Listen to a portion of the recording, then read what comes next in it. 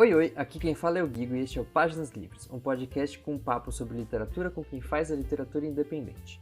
Hoje eu vou conversar com uma pessoa autora que escreve obras de fantasia, romance sáfico e poesias.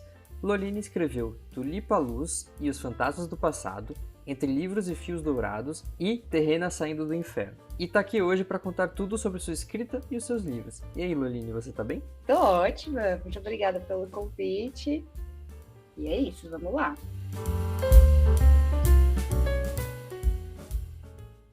Então, vamos bem do começo, né? Me conta aqui, conta pra gente como foi que você começou a escrever e o que te levou à decisão de publicar os livros, né? Não só de escrever, mas também de publicar. Eu escrevo desde os 9 anos. Cara, Eu ganhei um prêmio, não foi um prêmio. Eu acho que foi um prêmio. Quando eu tinha 9 anos, um prêmio de redação, era um concurso de redação aqui da cidade. E desde então eu tenho na minha cabeça que eu queria ser escritora, porque a gente teve uma noite de autógrafos e tudo mais, ganhei um certificado. Apareci na televisão, então eu sempre mas achei que seria incrível ter coisas minhas escritas. E aí, com 12 anos, eu conheci o Rafael Dracon, a escrita do Rafael Dracon, e ele escrevia fantasia, e ele é um autor nacional, publicado em uma editora grande, né? Ele tem Dragões de Éter, foi onde eu conheci ele. E a partir daí eu comecei a sonhar, se ele é um escritor brasileiro que escreve fantasia na época contemporânea, eu também posso fazer isso. Então, eu comecei a escrever meus próprios livros, minhas próprias histórias. Eu adquiri o hábito de escrita com RPGs de Harry Potter, Percy Jackson, o falecido Harry Potter, né? Porque, depois das últimas ocorridas da autora, né? é, RPGs, assim, eu participava muito do Orkut, tinha o Forumeiros, tinha o G5, e eu escrevia muito fanfic também. E aí eu comecei a me aventurar nos originais com 16 anos, me aventurar de realmente escrever, planejar alguma coisa, mas eu não tinha pretensão de publicar sério, não tinha pretensão de seguir carreira. Em 2020, eu escrevi um conto, que foi meu primeiro conto que eu tentei publicar. Eu participei de um concurso para entrar numa antologia de uma editora que também foi falecida. Eu acho que o nome dela era Epopeia, alguma coisa assim. Está morta, não durou Não muito existe mais. tempo, é. E aí eu tentei entrar nessa editora com essa antologia, não consegui. E aí eu fui lá e publiquei na Amazon, porque alguns amigos meus já eram escritores na época e estavam se aventurando na Amazon. E aí foi minha primeira publicação independente, assim. Hoje esse conto está morto também, foi com Deus. Mas de carreira para publicar, eu comecei em 2022, que é quando eu considero assim que eu comecei mesmo a publicar, a ser escritora, a seguir carreira. Eu primeiro fiz um curso, porque é assim, minha história é um pouquinho complicada. Grandes coisas da minha vida me proibiram de sonhar, e eu voltei a sonhar em 2022 com muitas coisas. Tinha acabado um relacionamento muito tóxico de 10 anos, e aí a partir desse momento eu falei, tá, vou virar escritora de carreira profissional, quero ser escritora. E eu não sabia nem por onde começar, como fazer marketing, como chegar nas pessoas. E aí apareceu do céu, assim, um anúncio de um curso chamado Saindo do Flop, da Caramba. Maria Freitas. E aí eu fiz o curso, e no curso tinha um desafio de publique seu livro em 90 dias.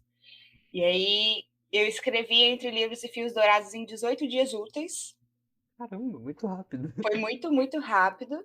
E foi meu primeiro livro grande, assim, porque eu nunca tinha escrito nada além de um conto e coisas que eu nunca terminei na minha vida. E aí eu publiquei, lancei, foi um sucesso. Eu lancei ele de forma independente e gratuita. E no segundo dia já tinha, 2.000 baixados. Para quem está começando, isso é incrível, assim, Muito, muito, muita muito massa. gente. E E aí eu falei, tá dando certo, vamos lá. E Entre Livros e Fios Dourados, inclusive, foi meu primeiro livro, acabou virando o meu primeiro livro físico, né? Eu publiquei Entre Livros e Fios Dourados dia 9 de outubro de 2022, e aí eu comemoro os anos de carreira dia 9 de outubro. Muito bom. Teoricamente era para sair no dia 12, mas a Amazon me gongou, então acontece. Nossa, muito bom que você sabe a data certinho e tudo mais. E uma coisa assim que me levantou a curiosidade aqui, qual que é a sua cidade, né, que você ganhou o prêmio e até apareceu na TV? Eu sou de Berlândia, Minas Gerais. Uberlândia. Pô, legal, bem legal. E, inclusive é uma cidade assim, eu sou de São Paulo, capital, né? E Uberlândia é uma cidade bem famosa por aqui, pelo menos é bem grande, né? Então, você já apareceu logo cedo pra um monte de gente. É, sim, pequenininha, mas assim, né? Eu ainda não tinha meu nome social, ainda não tinha pseudônimo, que acaba sendo a mesma coisa hoje em dia.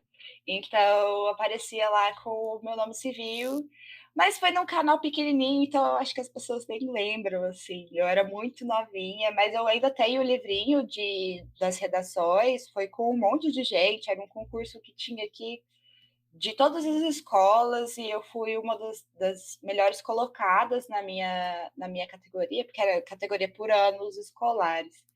E aí eu apareci lá, foi ótimo, teve uma sessão de autógrafos, eu me senti toda, assim.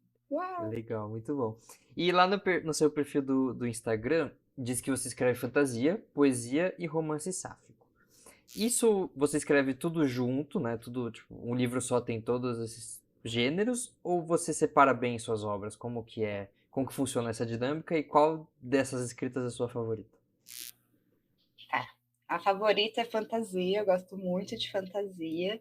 E em relação a como elas funcionam, eu acredito que minha prosa é um pouco poética, enquanto a minha poesia também é um pouco prosaica, assim, eu não sei definir.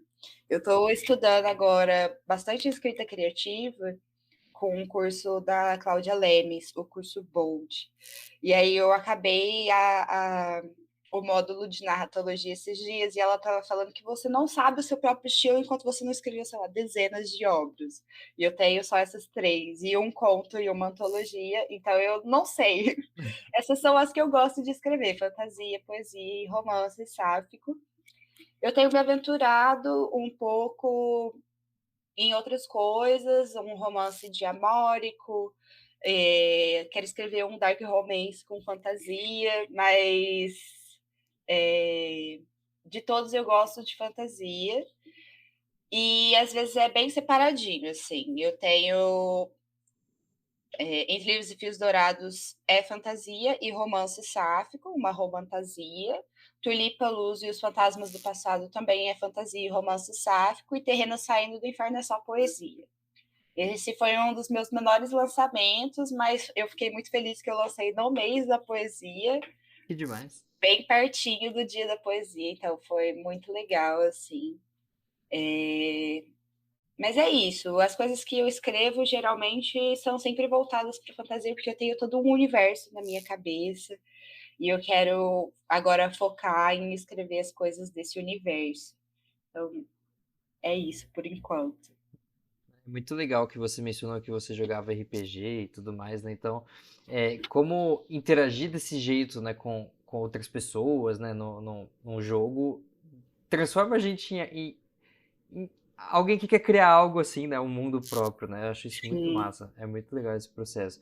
E aproveitando que a gente está falando de tipos diferentes de escrita e processos criativos, né? Você tem processos de escritas diferentes para os tipos de escrita ou é tudo também vai tudo igual? Como que é? Como que funciona o seu processo?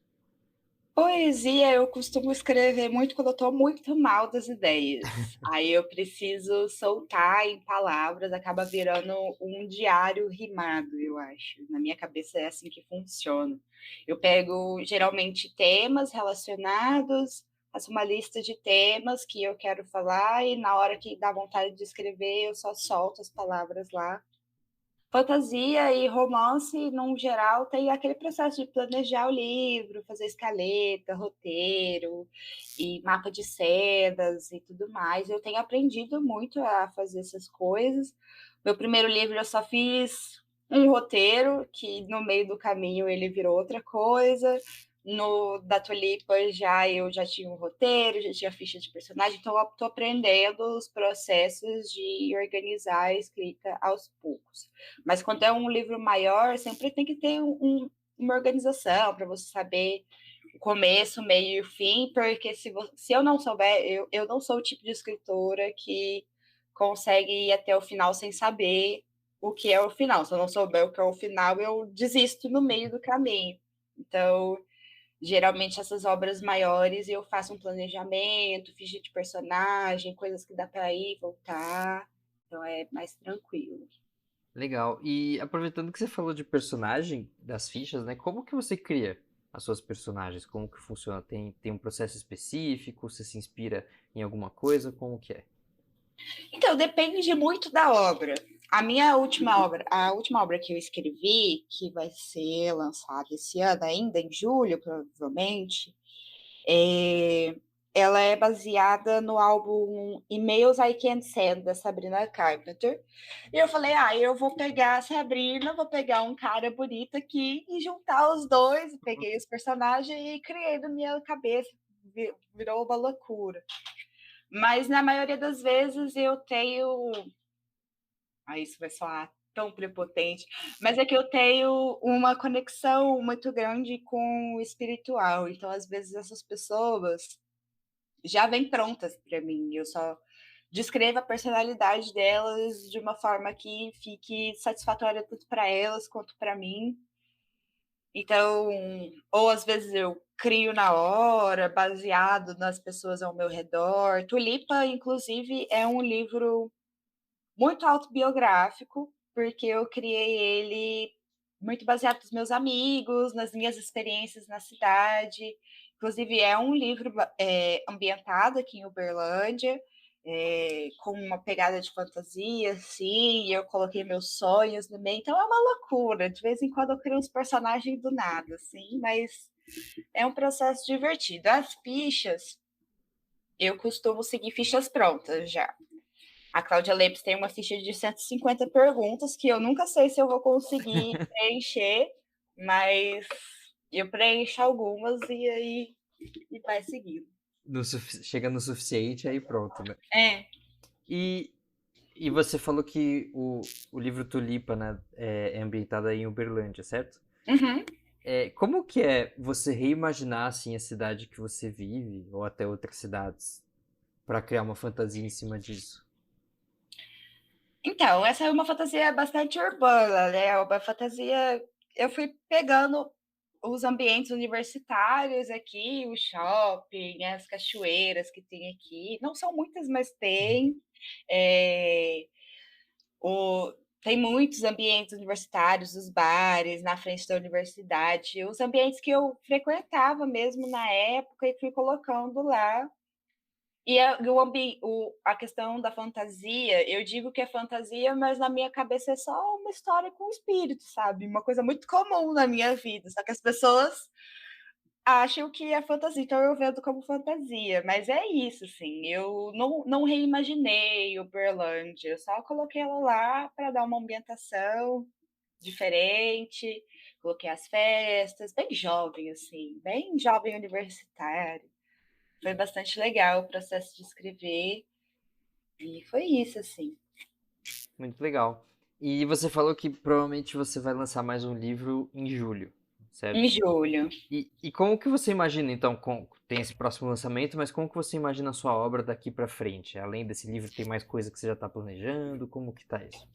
Então, eu quero escrever esse Dark Romance que eu tinha falado, e aí esse Dark Romance é uma fantasia também, e eu tenho pensado muito em seguir nessa parte da fantasia com o meu universo, que entre Livros e Fios Dourados foi apresentado o Planeta Costa, e aí ele é um planeta com várias divindades, uma deusa criadora, inclusive o meu pseudônimo é o nome da deusa criadora, então tem todo Mas, tipo, a deusa está com toda a própria história para a Terra, umas coisas meio loucas, assim. E aí eu tenho vontade de seguir com esse universo, contando as histórias dos deuses, dos personagens, as vivências, mostrando várias questões, as questões religiosas, as questões culturais. Eu fiz ciências sociais, então isso é uma coisa muito importante para mim, mostrar os detalhes da vivência no mundo. Entre Livros e Fios Dourados me permitiu falar muito sobre a literatura em Costa, que é uma das coisas principais. É um mundo em que valoriza muito a literatura, tanto que a Bienal em Entre Livros e Fios Dourados é o evento do ano, mas é tipo, você encontrar seu autor favorito na Bienal de Aete é como se você estivesse vendo a Taylor Swift na sua frente, entendeu? Então é o momento. Então é super gostoso pensar nesse universo. Então, as minhas obras, se não for para me divertir com coisas banais, de coisas que eu gosto, igual esse que eu falei que vai ser baseado no álbum da Sabrina, vai ser coisas de fantasia nesse mundo aí, em Costa. Muito legal. E na internet rola umas polêmicas muito sobre livros que tem hot, livros sáficos, enfim, a internet polemiza tudo, né? Qual que você acha que é a importância dos romances sáficos e de pessoas autoras LGBTQIAPN+, publicando suas obras para a sociedade? Nossa, essa é difícil, hein? Inclusive, essa é um pouco difícil, porque eu estudo sobre isso. Eu faço um mestrado nas ciências sociais e eu estudo exatamente sobre isso, sobre autores LGBTQIAPN+, publicando suas obras na sociedade. Eu estava lendo um texto sobre isso agora, antes da gente começar a entrevista. Então, é um papo meio cabeça, porque eu tenho muitos pensamentos sobre isso. Mas eu acho que a importância é você dar visibilidade para coisas que não estavam visíveis antes, e possibilitar chegar em pessoas que não se viam nas mídias tradicionais anteriormente. E quando você está falando de literatura para jovens, jovens adultos, adolescentes, crianças, no geral, você está falando de uma fase muito formativa dessas pessoas. E quando você humaniza personagens LGBT, você dá a possibilidade para essas pessoas verem pessoas LGBT como mais humanas, como pessoas que têm sentimentos, que têm camadas, que têm problemas que muitas vezes vão além de ser LGBT.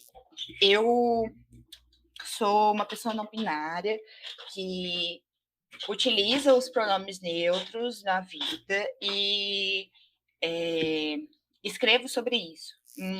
Uma das coisas que as pessoas mais reconhecem nos meus livros é a utilização da neolinguagem.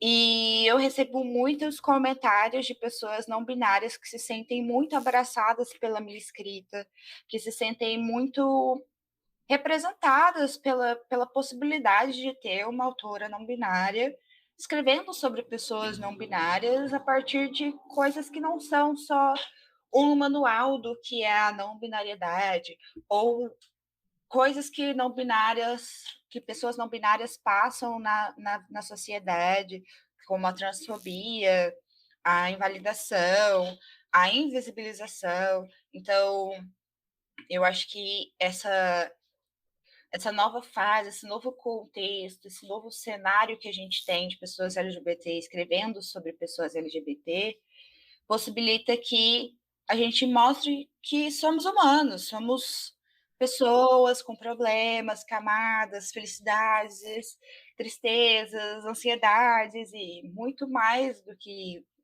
a sociedade heteronormativa acredita que nós somos. Então, é isso. Eu acho que é muitíssimo importante. É importante ouvir essas pessoas, é importante ler essas pessoas. Não só indicar em listas. Esses dias eu fui indicada em tantas listas de autores trans, porque foi mês da Pra dar visibilidade visibilidade, né? trans. E aí, mas mesmo assim, mesmo estando em várias listas, minhas páginas lidas no KDP não aumentaram muito, entendeu? Então, fica aí um puxãozinho de orelha de ler essas pessoas, não só indicar para falar que você é um aliado, mas realmente ser um aliado, estar ali, consumir isso, ouvir essas pessoas, estar presente. E é isso. É engraçado, né? Como uma pergunta, assim, de 2 linhas num documento no Word tem tanta coisa para ser dita, né?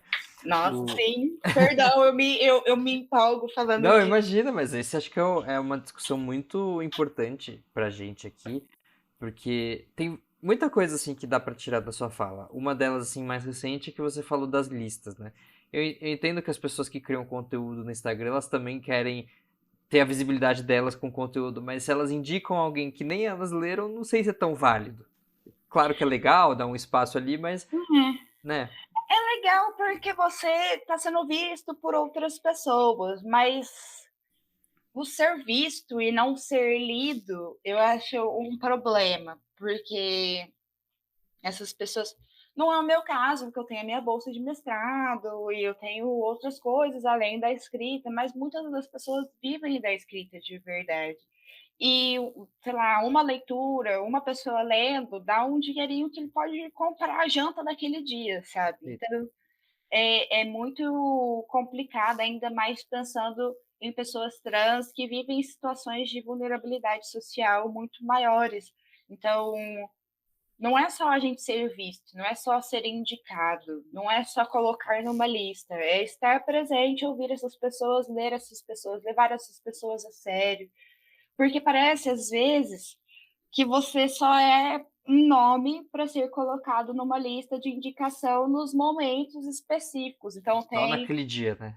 No mês da visibilidade trans, sempre lembram de nós trans. No resto do ano, a gente nem aparece, ninguém lê, ninguém fala, ninguém comenta.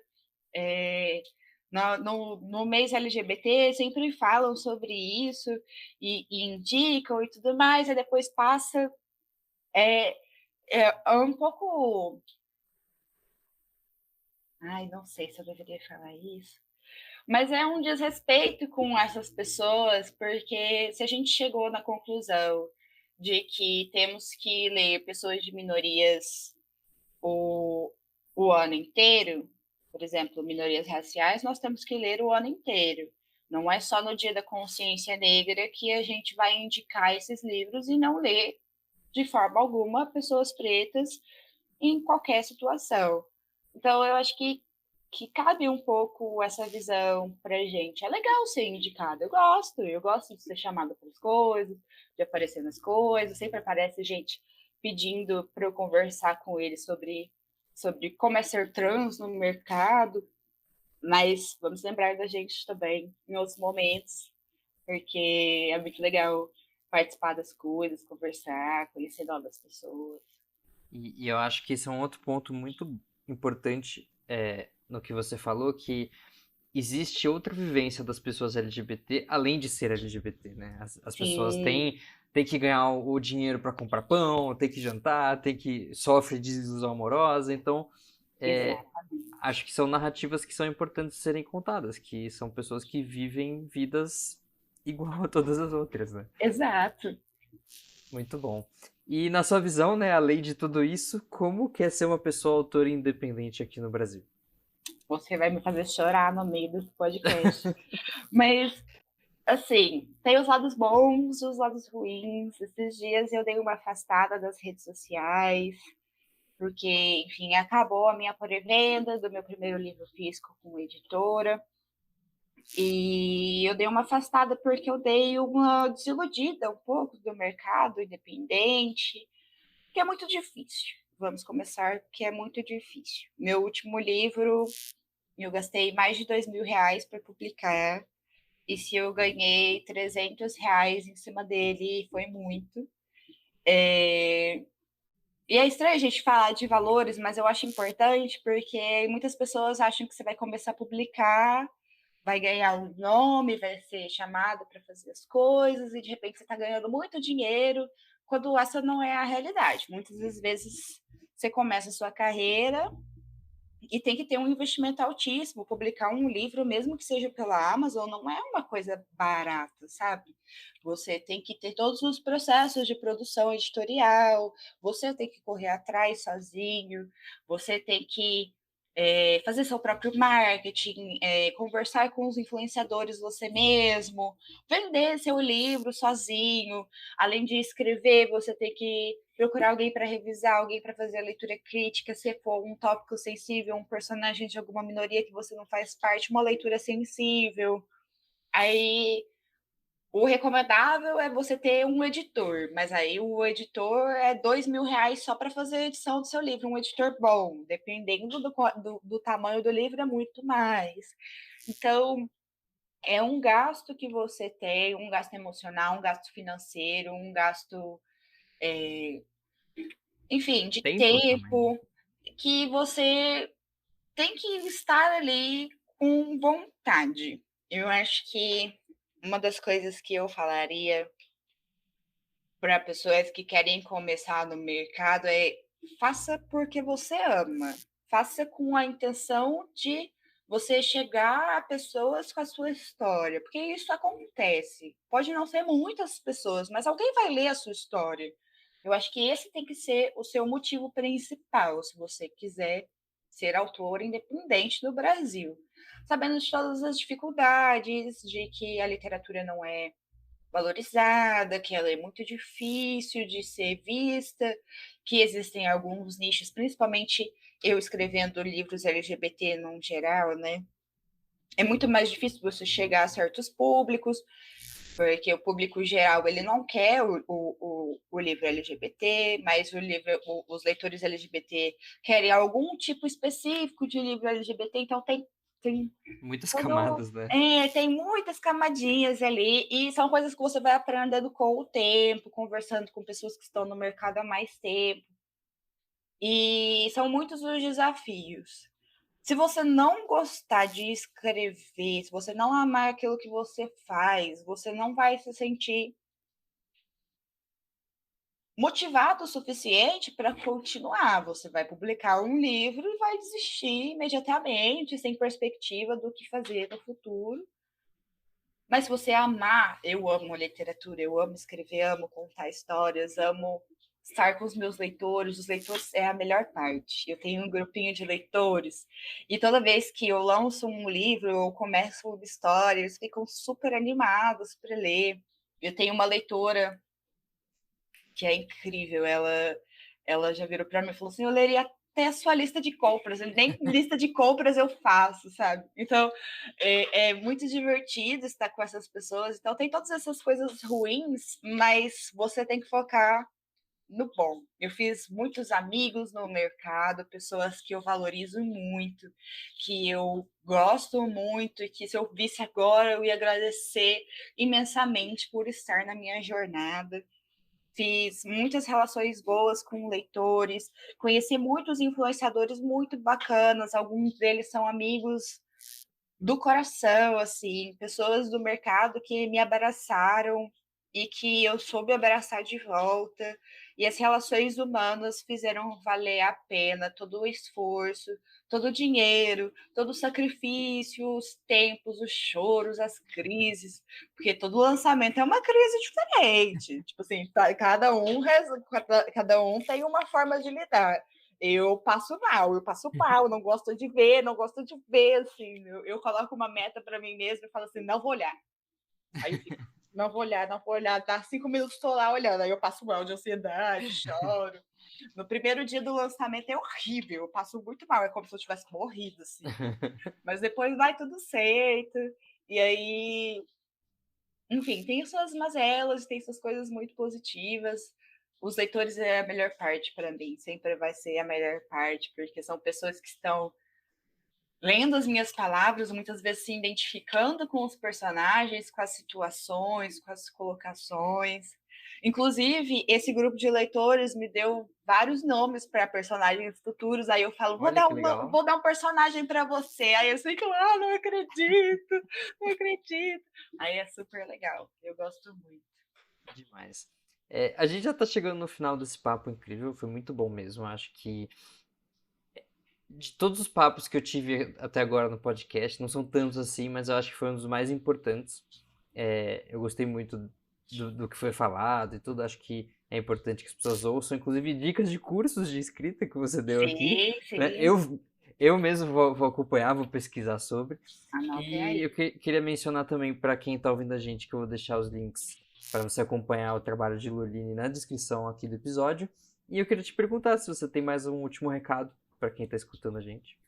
Eu já dei tantos recados aqui agora, eu dei recados para influenciadores, dei recados para leitores, dei recados para escritores.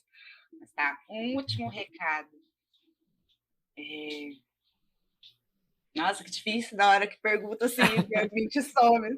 Mas eu acho que um recado que eu gostaria que o mercado todo soubesse é que, mesmo que você se sinta solitário na sua vida de escritor, na sua vida de leitor, sempre vai ter alguém ali para escrever para você e para ler o que você escreve.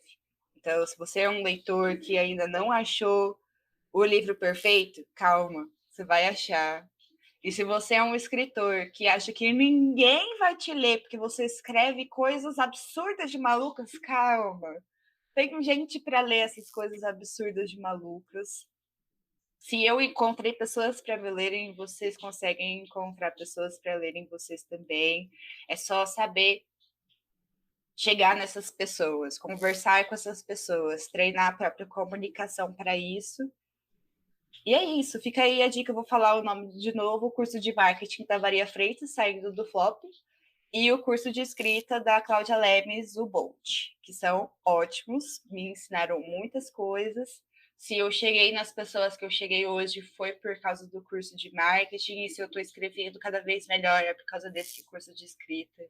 Então, esses são os meus recados, fica aí as dicas. E quem sabe eu não consigo entrevistar essas pessoas aqui também, né?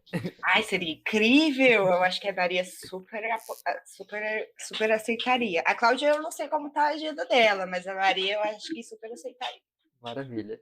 E muito obrigado por topar conversar aqui comigo no Páginas Livres. Espero que você tenha gostado desse papo e que você tenha muito sucesso na sua carreira. Muito obrigada. Eu adorei participar. Me chame mais vezes. Se quiser falar sobre algum tema específico, estamos aí. Quando você lançar seu livro, pode vir me procurar que a gente faz um episódio específico para ele. Estarei aqui, hein?